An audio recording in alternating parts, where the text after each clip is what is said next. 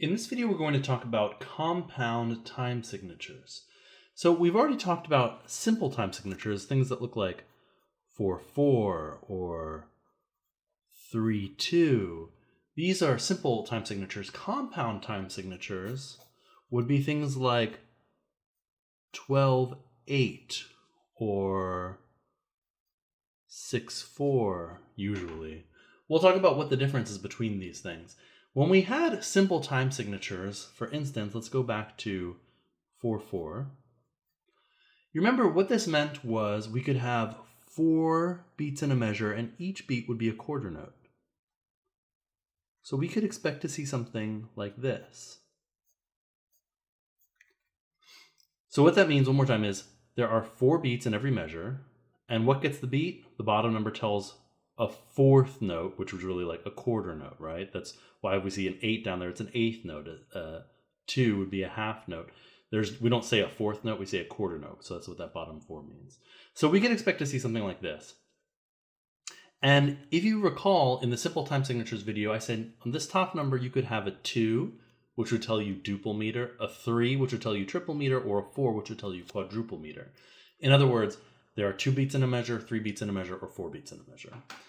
Well, compound time signatures work a little bit differently. Staying in this 4-4 for just a moment, I could subdivide each of these notes in half. In other words, instead of saying 4 quarter notes, I could say 8 eighth notes. I could break each quarter note down exactly into 2 equal parts, which would be 2 different eighth notes, right? So instead of saying 1, 2, 3, 4, I could count it 1 and 2 and 3 and 4 and. Well, you might be thinking to yourself, what other possibility is there? Well, it actually, you'll see in a second that this is not the only way to do things, and you've heard plenty of music that doesn't work like this. You probably haven't thought of it this way. So I could have a time signature like 12-8, and I'm going to explain exactly what 12-8 means in a moment. But for now, I'm going to tell you that just like 4-4, 12-8 is also a quadruple time signature, which means in 4-4, quadruple meaning there's 1, 2, 3, 4 beats. In 12-8, there are also 4 beats. I'll explain how exactly in a moment. But this time, instead of every single beat being a quarter note, every single beat is going to be a dotted quarter note. And if you haven't watched that dotted notes video yet, if you're not familiar with dotted notes, you might pause right here and make sure that you really are familiar with what I'm talking about when I say dotted quarter notes. So this is another type of quadruple meter, but in compound meter, we're going to use dotted notes for our beat instead of undotted notes like this. And here's why that's important. A dotted note can be subdivided not into 2 parts, like a simple meter. A dotted note can be divided into 3 parts. 3 eighth notes would equal a dotted quarter note, right? So each one of these, we could count it just like this. We could say 1, 2, 3, 4, or we could say 1 enda, 2 enda, 3 enda, 4 enda. This is not the same thing, by the way, as triplets. That's something else we'll talk about in a different video. Some people hear something like this and they say, oh, well, that's just a bunch of triplets. It's not triplets. Triplets are the opposite of this. Triplets exist in a simple meter when we want to have a beat or 2 that looks like this. But when we have every single beat going 1 enda, 2 enda, 3 enda, 4 enda, this is a compound meter. So, actually, I'll give you one more example of a compound meter before I tell you exactly how the numbers work. Here is a compound meter with, I'll use dotted half notes. Let's say I could have 2 dotted half notes in a measure, right? And each one of these could be broken down into 3 quarter notes this time. So it'd be 1, 2, and we would say 1 enda, 2 enda. There would be only 2 beats in this example that I'm making up, which I'm not going to put a time signature in there yet because I'll tell you in a moment what that would be or how we could find that out. Now, if we went back to the simple time signatures, remember the top number tells you the number of beats you have in a measure. The bottom number tells you what type of note is getting the beat. Well, in a compound meter, it doesn't work quite that way. Instead, the bottom number is telling you what type of note gets the division of the beat. So in other words, instead of saying a number that represents the beat, which would be a dotted quarter note, we use a number that uses the division of the beat, which is an eighth note, right? This is the division. Why does that change for compound meter? Why wouldn't we just keep it consistent and use a number that represents what's getting the beat? Well, think about it for a second. If you're using a simple meter, right? Remember I said if there's an 8 on the bottom, it means an eighth note. If there's a 16 on the bottom, it means a 16th note. A 4 on the bottom means a quarter note. Well, there's no number that represents a dotted eighth note. We're not going to say something like 2.5 or 2 plus 1/2. We don't use that kind of thing in time signatures like this. So instead, we use the bottom number to represent something we can do, which is the division of the beat. And what the top number is really telling us is not how many beats are in the measure, but how many of whatever's in the bottom is in the measure. And that is consistent for simple meters too. We always teach it, okay, this is telling you how many beats are in the measure, because that's an easier way to explain it. But really what it's saying is how many of these are in the measure. There are 4 of them. And this is also telling you how many of these are in the measure. There are 12 of them. 1, 2, 3, 4, 5, 6, and I could get another 1, 2, 3, 4, 5, 6, coming out to 12 total divisions, right? This no longer tells you the number of beats in a measure. There are not 12 beats in 12/8. It's telling you how many division notes there are, okay? I don't want to get too complicated into math. Hopefully this isn't feeling too overwhelming, and if it is, you might rewind a little bit so you can catch up on what I just said. But another way to think about this would be if you take this number, the top number, right, 12, and you divide it by 3, you'll get the number of beats per measure, because there are 3 divisions in every compound beat. Divide it by 3, you'll get 4. This is a quadruple meter.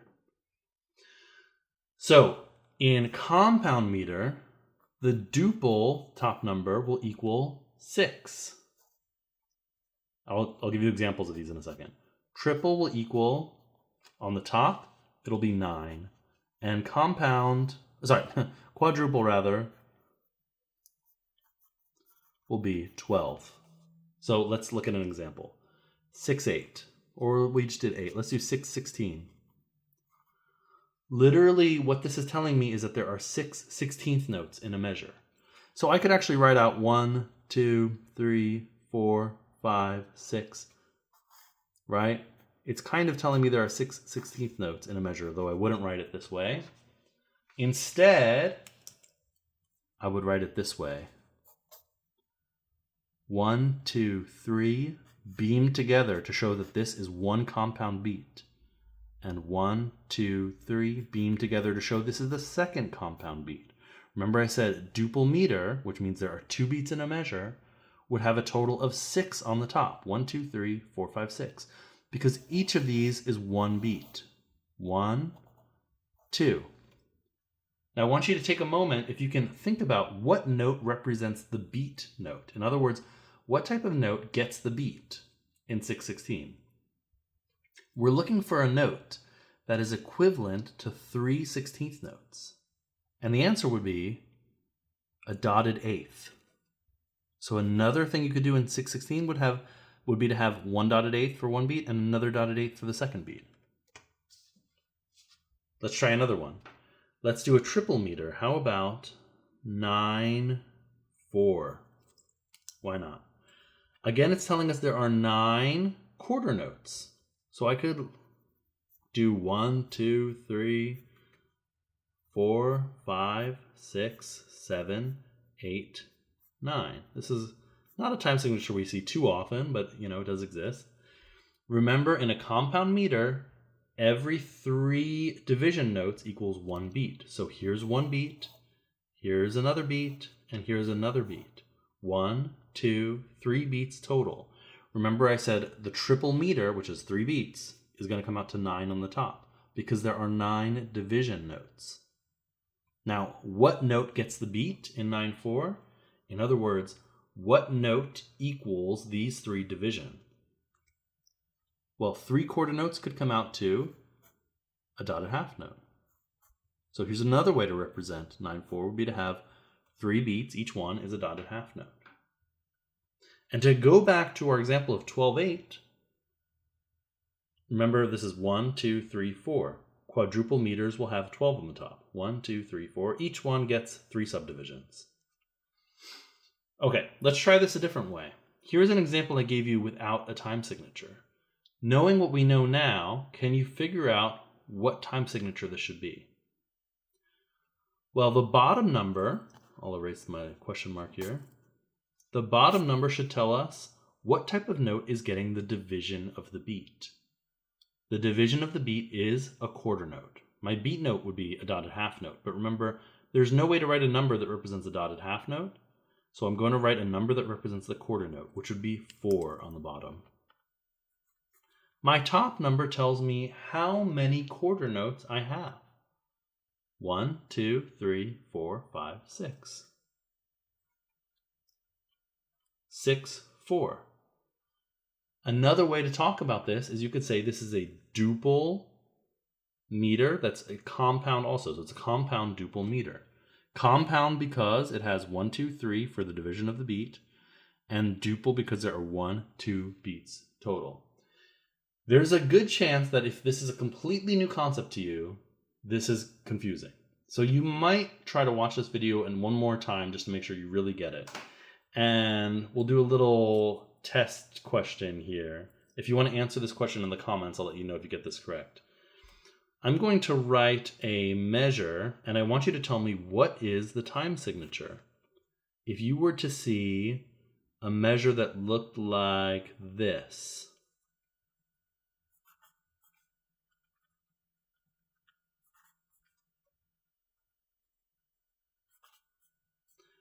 so in other words, there are 9 of these types of notes, right? But they're in groups of 3. So what you want to say is, on the bottom, what is a division note? On the top, how many are there? On the bottom, what's the division note? And on the top, how many are there? If you go ahead and put that in the comments, I'll let you know if you get that correct. If you found that video helpful, please click the subscribe button below to find more videos just like it.